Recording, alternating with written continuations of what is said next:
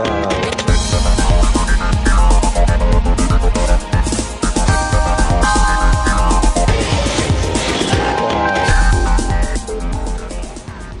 is Director of Online Courseware with McGraw-Hill Higher Education. And as my colleague Tom Hackett mentioned, he's here with Neil Allison, and we appreciate McGraw-Hill's engagement with this initial conference because it's a critically important element.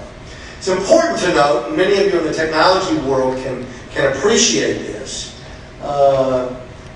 in his higher education academic pursuits, Mr. Benjamin pursued both Russian and English. I didn't say program, I didn't say technology, I didn't hear reference to a double E program in there. I mean, it was a very traditional liberal arts odyssey.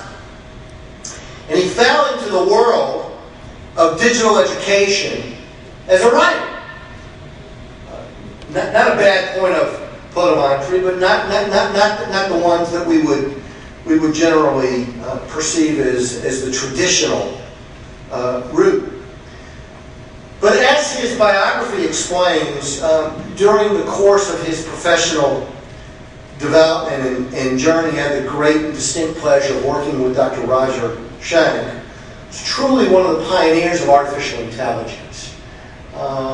And it really provided an incredibly rich educational tutorial platform for Mr. Benjamin that is critically unique and invaluable.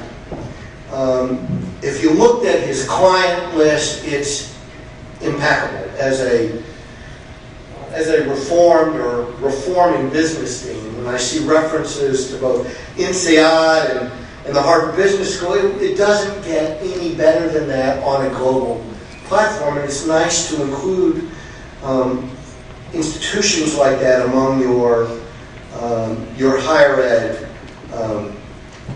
clients. What Nathan explained to me is what his real enthusiasm and interest is in today is in immersive education and active learning. And from my perspective, there is no better way to launch this conference. So if you would, please help me recognize our inaugural keynote speaker for the Now Frontier, Nathan Benjamin.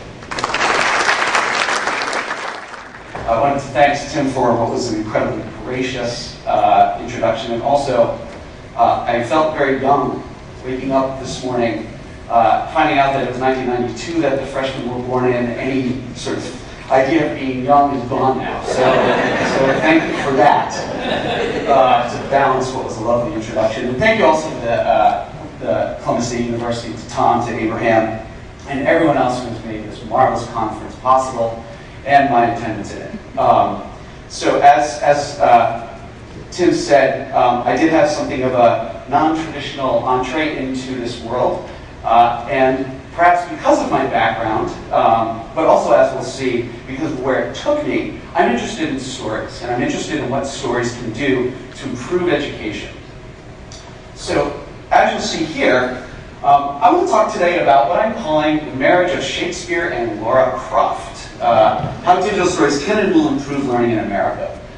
Some of you may not be familiar with Laura Croft, or may only be familiar with Laura Croft in her incarnation, in her filmic incarnation as Angelina Jolie. Angelina Jolie was actually playing the part, originally built as a game. Laura Croft is one of the more iconic figures in gaming, a hero who performed all sorts of adventures in the field of gaming, and also won a lot of hearts of 14 and 15-year-old gaming boys. So what is it about stories that I think is so important? We're going to look at how they're important to the mind and what cognitive science has found out about stories. But I want to start. I want to start with the now, and the now I think is incredibly transformative. We see a lot about these incredibly great tools, these innovative technologies the iPad, the iPhone, the droids, all of these tools, and I love these tools. I mean, I have a PS3, I have an iPad. I just added a second phone line to my personal line so I could get a Droid X. It's ridiculous. I mean, I don't need it, but I have to have it. And these tools are great, and they do have the potential to really improve education. But what we haven't heard, in my opinion, enough about is what is going to fill these tools. And to me, I think there's the opportunity to leverage some incredible advances in digital storytelling with these tools. If you look at a couple of the things I've put up here, some of you will no doubt recognize at least part of them, if not all. What happened this year in the Academy Awards? One, there were 10 Best Picture nominees instead of 5, why I have no idea. But 2 of them were digital movies. When has that happened?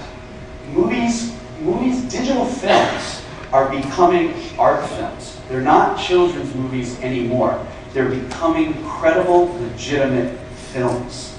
That's a really important thing, just become an incredible, legitimate film. You need to have real emotion, you need to have real, sophisticated stories. It's very different. Number 2, so we see Avatar and Up were the 2, and the one at the top is actually something of a personal inspiration. I am going to talk a bit about gaming. I am a gamer, not like some, but I certainly am a gamer. And my personal experience playing a game called Red Dead Redemption was such that it, to me, represented a new paradigm in digital environments for gaming. It was the first time I was actually emotionally engaged with a character in a video game. I'll talk a little bit more about this, but this is a level of sophistication in gaming when you care about that character that I have not personally experienced.